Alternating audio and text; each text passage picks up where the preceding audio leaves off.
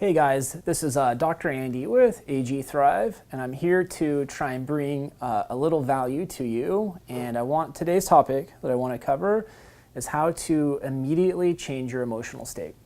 So certainly these are tools that I personally have found very valuable. You know, we all have difficult moments. We all have painful emotions that come up, right? That's just part of the human experience. But you know, what we're, I think, designed to do, or what's healthiest, is to feel the feeling, process it, and then release it, right? I don't think we are designed or intended to kind of stay in an emotional state for too long. And I think when we don't have an outlet or a means for knowing how to release a feeling, you know, that's where feelings become more fixed or permanent than I think is optimally healthy, or that we're designed for. So, you know, to have a moment of sadness or a feeling of disappointment, some frustration or anger, right? These are all what make up the whole kind of, range of and beauty of the human experience.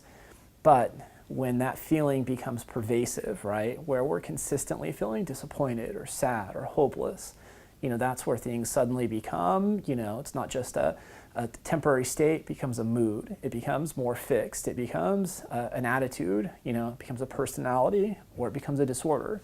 So, I want to just give a couple of tools, a couple of ways, you know, that you can, embrace or kind of feel, you know, the feelings as they come up.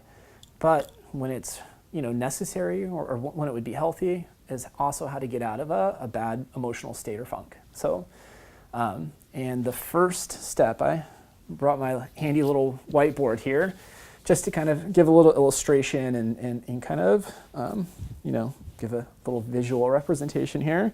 So how to immediately change your emotional state. So step one is to change your focus, right? They say, you know, wherever it is that whatever you're focused on is what you're moving towards. Much like being in a car, they say like wherever your head is like focused, whatever you're looking at is kind of where you're aiming your car. It's actually why if you're stuck on the side of the road at night and you turn your hazards on, it can actually be a dangerous thing. So a little added bonus about some driving safety. But when you put on the hazards, you know, the natural tendency for drivers is to kind of look over to see what's happening there. And if someone's in the far right lane, you know, what has happened and can be a danger sometimes is they start to drift over because their head's looking that way, and their car starts to drift over that way. So life is kind of similar. Whatever it is that we're consistently focused on is kind of where our life is heading. So if we're focused on our biggest goals, if we're focused on, you know, creating a better relationship, if we're, you know, focused on optimism, you know, then our life is heading in a really positive, healthy direction. But if we're consistently focused on, you know, being disappointed or feeling let down or, you know, whatever it is, you know, this kind of negative feeling or thought, we're probably not heading in an optimal direction. So change your mental focus. And I think a powerful way to do that is if you find yourself really fixated or focused on, you know, feeling sad or anxious or fearful, think of a time when you felt really on top of your game, where you felt on top of the world, a moment where you felt really inspired, a time when you felt courageous or bold, and really like think of that and recall that memory in vivid detail and see how it makes you feel, right? Stay in there. And then as you have that thought, move over and say, what else might make me feel good? Or what might even make me feel great? So you change your focus, and it's difficult not to change your emotional state as well. So that's step one. Okay, so step two, change your physiology. For all of you spelling people out there, I spelled physiology, right, as I was going through that. It's not a word I typically spell every day. But just basically change your posture, right? Change your body. Which of the two, if I'm just being completely straightforward and honest here, number two is easier than number one, right? And if you think for a moment of how your posture is when you feel depressed, right? When you feel angry, you know, when you're angry, you're tight, you're, you know, really kind of tense. When you're depressed, your posture is slumped over, right?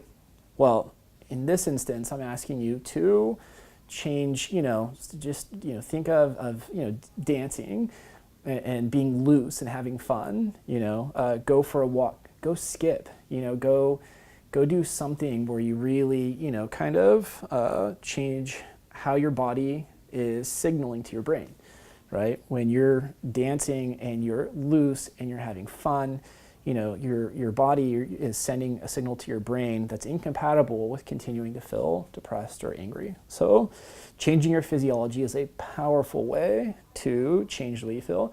I know at times where I felt really frustrated, stressed, and anxious, oftentimes I go for a walk. And as I got a chance to just kind of walk out some of that energy and I got to breathe some fresh air, it really did help me to kind of just cool down and change that physiology. By the time I got back from the walk, I really was in a different mental state. So that's step 2, change your physiology. Okay, so the third step that I'm going to put down here on how to immediately change your emotional state. And again, in kind of a hierarchy here, I will say step 2 is the step that's most immediately under your control, right? The ability to change your posture is something you can do and you have control over your behavior. So it's kind of probably the quickest response of the 3.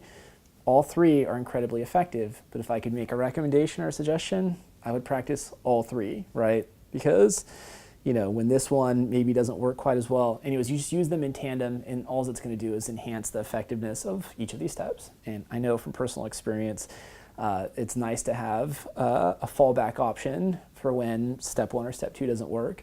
I've got all 3 to kind of use as a set of resources for me to get out of a funk. So step 3, pain plus resistance equals suffering. So I don't know that this is an actual algorithm you're going to learn in any math class, but it's very true, right? When you have a disappointing moment or you feel really sad, you felt rejected, whatever it might be, right? This kind of painful experience. It's usually when we keep replaying it over and over in our heads, right? And kind of put it in that loop. It's actually a term, rumination. Rumination is the cause of significant suffering. It really is what tends to lead from, hey, this is a healthy emotion I'm experiencing and expressing, to when it becomes a disorder, right? And so, rumination and resistance, or the way I'm framing them here, are kind of similar or the same. So the answer to this, so the way to change this equation is to put acceptance, right? Pain plus acceptance equals non-suffering, right? That doesn't mean that the pain's not there, right? It doesn't mean that you're gonna not feel any pain, but what it does mean is you can allow that pain to go through a natural process, right? Hey, I'm feeling sad right now, or I'm feeling really, hurt by what happened, and I accept this isn't going to be permanent. It's just how I feel right now, and I can choose to love myself and accept that this is just where I'm at today. This is where I'm at in this moment, and I think that allows for that feeling or emotion or that state, to then pass and process in a very natural, organic way. So that's step 3. Pain plus resistance equals suffering.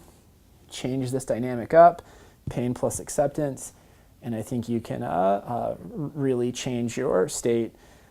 As a caveat, it may not be immediate, but it's much more immediate than, certainly using this formula. This is Dr. Andy with AG Thrive. I hope this was of some value. We'd love to see you over on the website at, you can click below, ag-thrive.com. And if you have any ideas for future videos, we'd love to get your recommendations. Please feel free to sign up for our newsletters. And we hope that you are really growing the life, love, family, and success that you want. And if there's any way we can help you do that, we'd love to be your go-to resource to help you thrive. Thanks.